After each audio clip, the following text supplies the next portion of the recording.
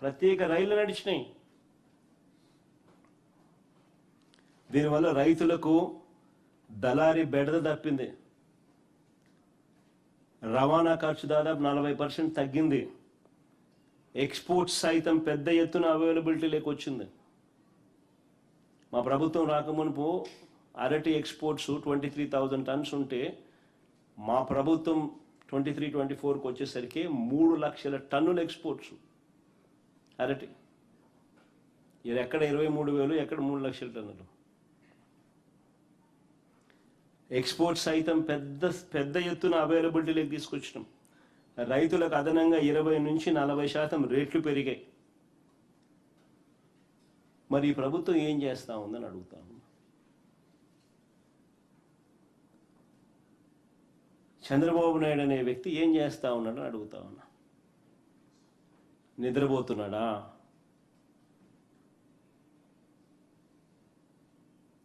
చంద్రబాబు నాయుడు గారిని గట్టిగా అడుగుతా ఉన్నా, నిన్ను ముఖ్యమంత్రిగా చేసింది ఎందుకు అని.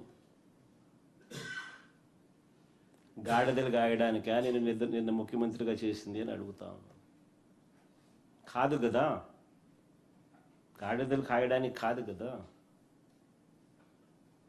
పట్టించుకోవాలి కదా రైతులను.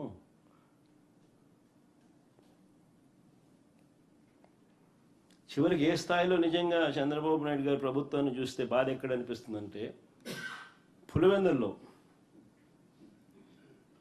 600 టన్నుల కోల్డ్ స్టోరేజ్ మా హయాంలో ప్రారంభోత్సవం చేసినాం.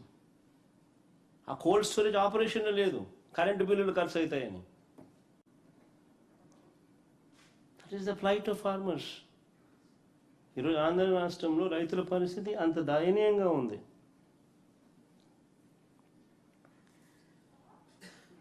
ఒకవైపున రైతుల పరిస్థితి ఇంత దయనీయంగా ఉంది. రైతులకు ఇచ్చిన హామీలు మోసంగా తేలుతా ఉన్నాయి. ఇంతకుముందు లాస్ట్ ప్రెస్ కాన్ఫరెన్స్లో, ప్రెస్ మీట్లో నేను చంద్రబాబు నాయుడు రైతుల కోసం ఏం అన్న మాటలు ప్లే చేసి చూపించిన,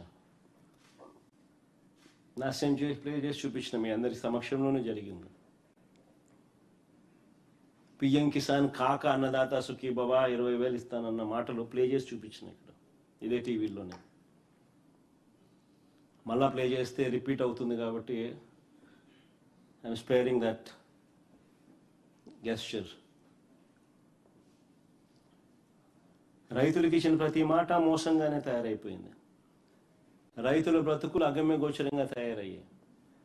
రైతులకు హక్కుగా ఉండాల్సిన ఇన్సూరెన్స్, ఉచిత పంటల బీమా పథకాన్ని రద్దు చేసినారు.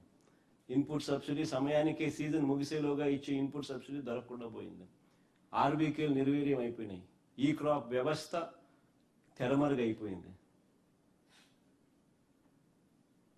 తూతూ మంత్రంగా ఈ క్రాప్ అంటే ఈ క్రాప్ చేశామన్నట్టుగా తయారయ్యాయే తప్ప అసలు ఒక పంట పొలంలో రైతు నిలబెట్టించి ఆ రైతు వేసిన ఆ పంట మధ్యలో ఆ రైతు నిల్చొని ఫోటో తీసి జియో ట్యాగ్ చేసి, ఇది ఈ రైతు, ఇన్ని ఎకరాలు ఈయన రైతు వేసినాడు, ఈ ఎకరాల్లో ఈ పంట ఈయన వేసాడు అనే దాన్ని ఆర్బీకేకు అనుసంధానం చేసి, దట్ ఈస్ కాల్డ్ ఈ క్రాప్. ఆ తర్వాత ఆ ఆర్బీకే పరిధిలో ఆ రైతుకు ఎక్కడ నష్టం జరిగినా కూడా, గిట్టుబాటు ధర రాని పరిస్థితి ఎక్కడ ఉన్నా కూడా, ఆర్బీకేలో ఒక పోస్టర్ ఉండేది, ప్రతి పంటకు ఇది గిట్టుబాటు ధరలని, ఈ పంటకి ఇది గిట్టుబాటు ధర, ఈ పంటకి ఇది గిట్టుబాటు ధర అని. ఎక్కడైనా అటువంటి గిట్టుబాటు ధర రాని పరిస్థితి ఎక్కడైనా ఉంటే వెంటనే ఆర్బీకే యాక్టివేట్ అయ్యేది. ఆ ఆర్బీకే పరిధిలో వెంటనే డిస్ట్రెస్ కాల్ జాయింట్ కలెక్టర్కి వెళ్ళేది.